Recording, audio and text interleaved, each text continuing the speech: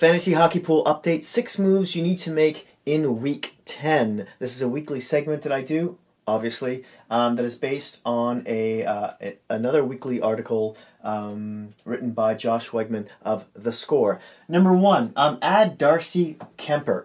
He's a goalie for the Arizona Coyotes. He's got 9% ownership right now, and he's returning from injury. The 6'5" goaltender has a .914 save percentage and a 2.71 goals against. Now, Ranta looks like, who's got 48% ownership, looks like he may be gone for the entire season. And then there's Adin Hill, who's very interesting. He's got a 36% ownership, and he doesn't quite have the track record of Kuemper, but he's got a 1.62 goals against average. I want to say in the past 6 or 7 games, he has been amazing. Now, as I mentioned, Kuemper's got more of the track record. In order to, I think they might be platooning between these two goaltenders. So, although Adin Hill might be a higher risk right now, it's a bigger reward than Kuemper might be. Kuemper might be the safer bet, but yeah, look into that. Number 2. Pick up Mike Smith. Now, I think a couple of weeks ago I said drop Mike Smith. Mike Smith, goalie for the Calgary Flames, has got 72% ownership right now, and he's 36 years old, but he's got 6 wins in a row. What? Where did that come from? I don't know. But yeah, he's there with a .936 save percentage in those 6 games. I've only really seen him let in maybe 1 week goal in all those games. So, and in the meantime, Riddick has cooled off, the backup, and now he's 2-2-1 with a .907 goals against. I definitely wouldn't give up on Riddick though. I mean, he lost. He was in that when they lost to Edmonton 1-0, for instance. So, I think Riddick is going to continue to be a good goaltender. I think those numbers will probably spike up at some point. Smith's ownership seems high right now, but lots of people dropped him due to his poor start in the beginning of the season, and it looks like Calgary's. There's no guarantee, but it looks like there's going to be a timeshare in between the net now. But I definitely see. Oh my God, the coach's name. What's the coach's name? I know the coach's name. I just can't think of it at this instance. He'll most likely go with the hot hand, which is Mike Smith. Bill Peters, right? What hockey brain fart there? Sorry. Okay, number 3. Be patient with William Nylander of the Toronto Maple Leafs. He's a center and right wing. He's got 87% ownership right now. In 2 games since he's returned from signing that big, fat, juicy contract of his, he's got 0 points and 14 minutes and 30 seconds average ice time. Now, if he struggles for the next 3 weeks, don't drop him. Because he hasn't been with a team, he hasn't been in training camp, he hasn't been playing games. It's been like 2.5 months.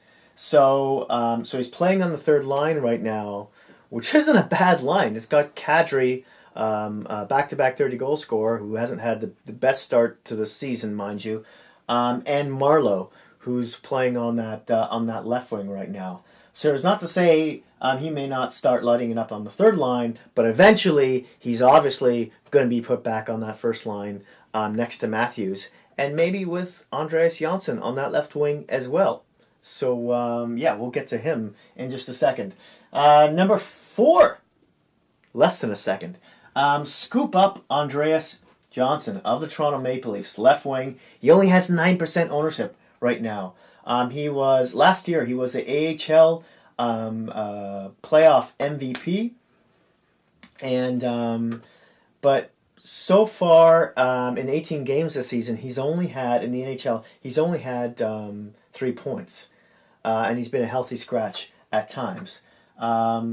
And what I also forgot to mention is that they also called him up during the playoffs versus the Boston Bruins, and he was one of the lone players who was actually consistently good. He came in and he replaced Komarov, and he was fast. He was hitting everything. He was in front of the net. In any case, I digress. He now has 10 points in his last 7 games, including a hat trick against Philly I want to say like a week ago. That was a 6-0 game. He scored the first 3 goals of the game. He's playing on the first line with Austin Matthews, and he might stay there.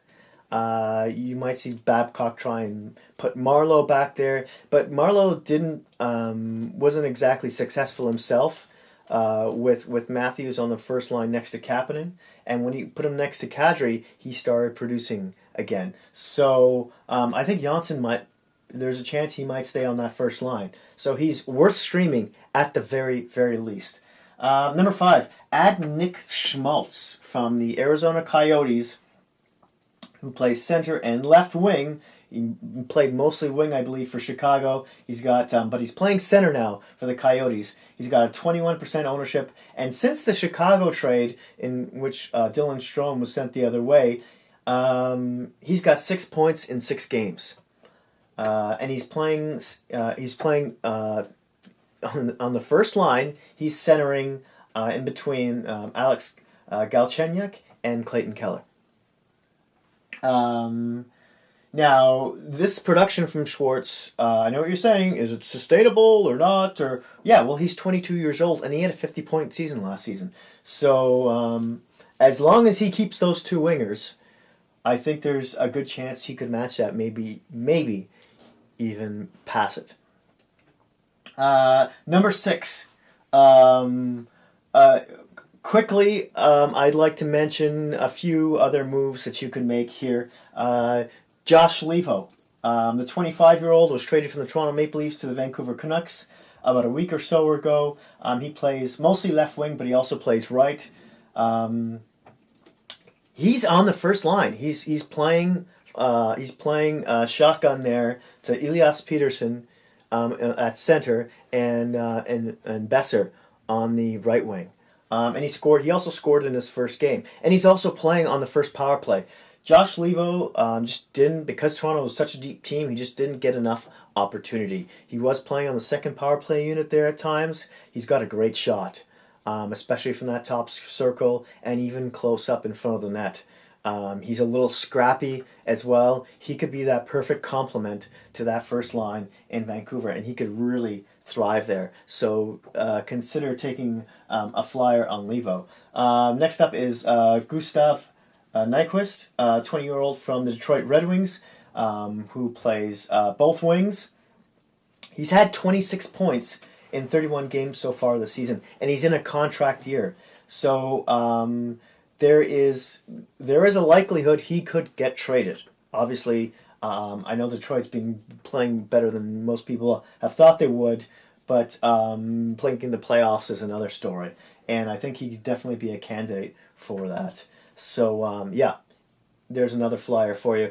For those of you who had Pietrangelo from the captain of the St. Louis Blues, the defenseman, and you're looking for some options on who to pick up instead of him, you could look internally on Paryenko or Dunn, or you could look at also Klefbom from the Edmonton Oilers, or Jake Gardner from the Toronto Maple Leafs, or even Mike Green from the Detroit Red Wings.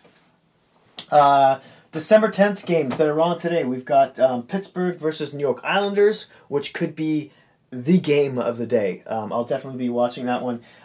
There's Los Angeles Kings versus the Detroit Red Wings, the New York Rangers versus the Tampa Bay Lightning, and the New Jersey Devils versus the San Jose Sharks. There's so many other points I could have put in here. You could also, a little bonus for you, you could also probably pick up any of the Tampa Bay Lightning players. Really, the Tampa Bay Lightning have 7 players who have at least 20 points or more.